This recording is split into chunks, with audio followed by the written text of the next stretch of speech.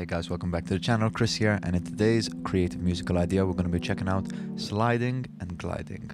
Let's go. So what do I mean by sliding and gliding? Well, this. I mean, it's kind of out of focus, but this is this is what I mean by sliding and gliding. Basically, this is a guitar slide. It's just very simply a piece of hollowed out metal that you can slide. Well, why do I bring this up? Well, simply, it's an interesting texture that you can add to a song that's, quite specific, also not necessarily the most straightforward thing to play technique wise, but I figured we'd try it out. It's always a great lift for a chorus, so let's get into it. I'll just pop these on.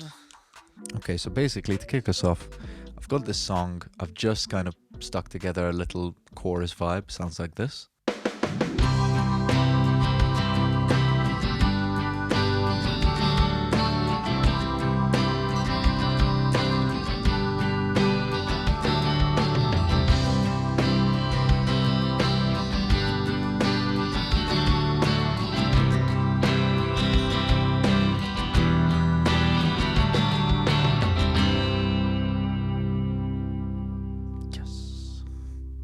That's the vibe. Nothing too crazy, just a kind of, a Nashville pop rock kind of energy. Say this was halfway through the song, we're hitting the second chorus, and I really want this chorus to lift. Well, what do? We add the slide. Now, let me get the guitar real quick. So normally how you play this is you get the slide on your finger and you just kind of... Obviously you can hear all of this disgusting scratching noises, so you kind of have to be a little bit set up for it. Not every guitar can necessarily play this if it's not set up accordingly. My guitar is not actually set up accordingly. The strings, the action of the strings needs to be a bit higher off the frets, so you're not getting all of this buzzing, but we'll make do for the time being, as we do with a lot of production stuff. So what I'm going to do is I'm just going to load up a guitar amp on my computer so I don't have to stay faffing about. And let's record a quick line just to see kind of what energy we can add. All right.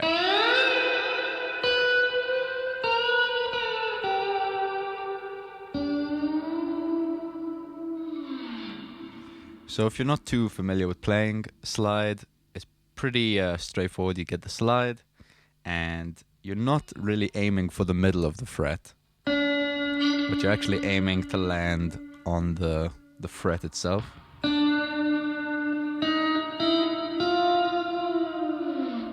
And so what I had in mind was I'm just going to do this big kind of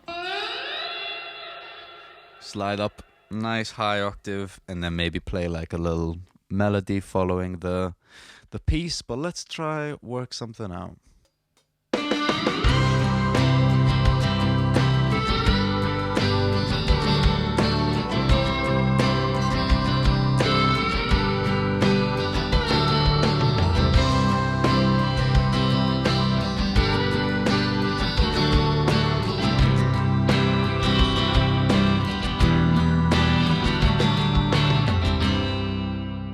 Alright, so we got a little bit of that slide action. Just going to quickly break down the effects. I've actually got nothing going on here at the time being, besides the amp on the channel, which is doing nothing by the looks of it. We just have this blank amp preset.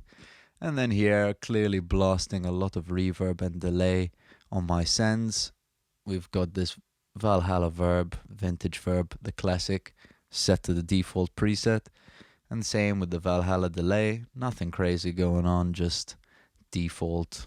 I think the only difference is there's a bit of spread and it's on 1/4, and that's pretty much it. But default preset sounds great. You can get away with a little bit of processing on this, and it sounds awesome. I might just add like maybe some modulation, chorus or a phase or something weird. Let's see what we have. RC20 might do something interesting. Let's see.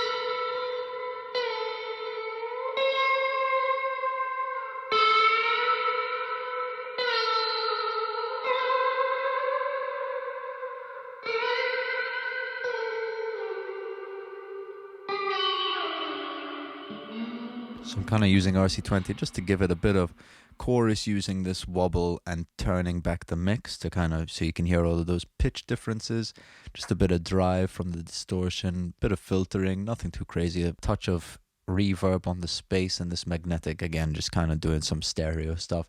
Nothing too crazy. You know what might be an interesting effect? That if anyone uses Serum, you could get just the effects section of Serum and actually just apply those to a sound. So if I get this Serum effects, let's see what we can do. Hyperdimension is always quite cool. And actually I might just tone back that wobble.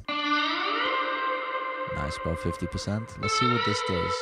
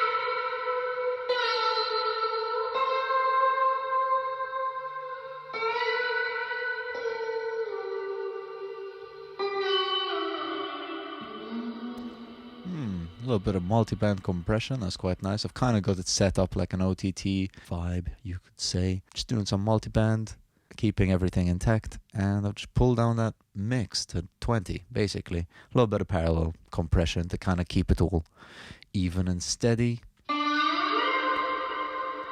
I'm pretty happy with that. Personally, the phaser, was it the phaser or the flanger? The flanger, yeah, that's providing a bit of an interesting kind of sound in there, so I might pop a bit of that, and let's hear it in context.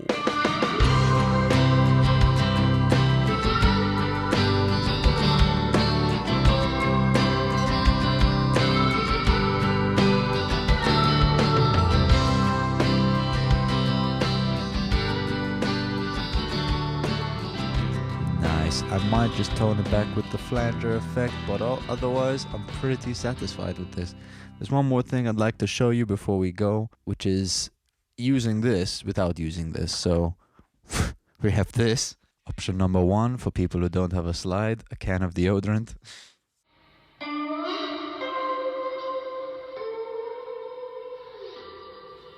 That's option number 1. And option number 2 is a bloody cold one, mate.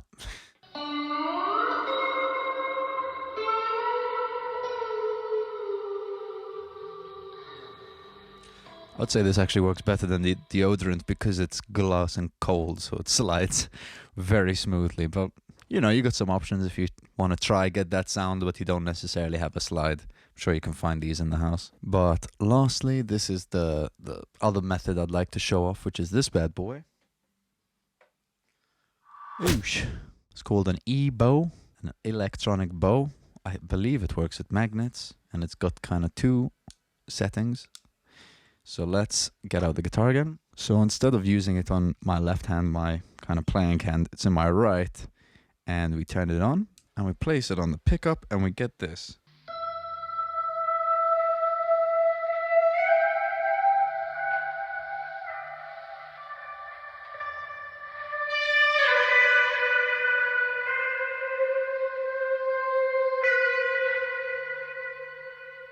So you can hear it's kind of doing a bit of that glidey stuff without necessarily sounding too bad. It's got 2 settings because you can do like an octave up, I believe. Yeah, so it kind of like feeds back at a higher octave, you could say. But we have these 2 methods. Obviously, they provide different results in terms of playing experience, but they sound really cool. Let me actually just mute this audio and just try to play it once with this and see how it sounds.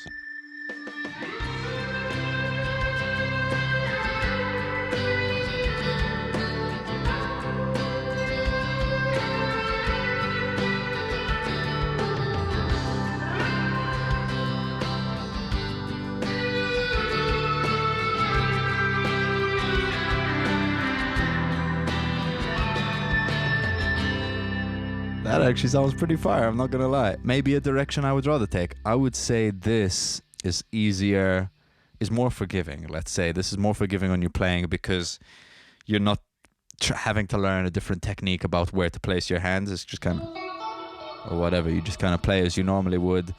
But the technique you're worrying about is keeping this in the correct place, because you kind of have to...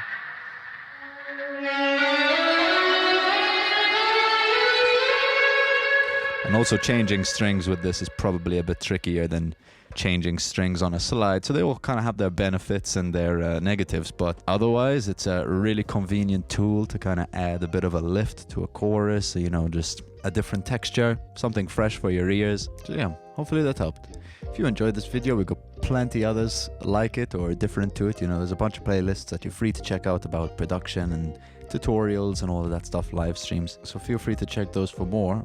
And if you enjoyed it, please leave us a like and subscribe and all of that good stuff. The support really helps the channel. And I always enjoy seeing new people catching the videos. But once again, I've been Vella, and I'll see you on the next one.